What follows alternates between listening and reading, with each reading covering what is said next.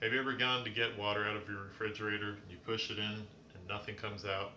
It's probably frozen up, and that's what happens here occasionally. I just unblocked this, but I can show you how to do this. And the only tool you'll need is this.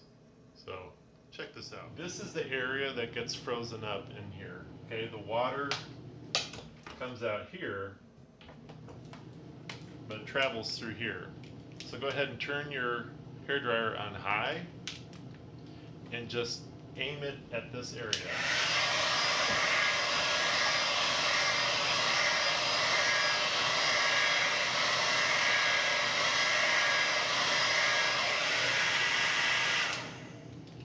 Okay, keep doing that, and every once in a while you're just going to go over here and test it.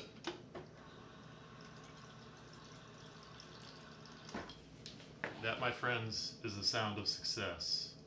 This mission is accomplished. Just, it might take a little bit. You might hear some noises of things coming loose. It's okay. You'll be able to have some water soon. Thanks for watching, and go fix your refrigerator. Bye.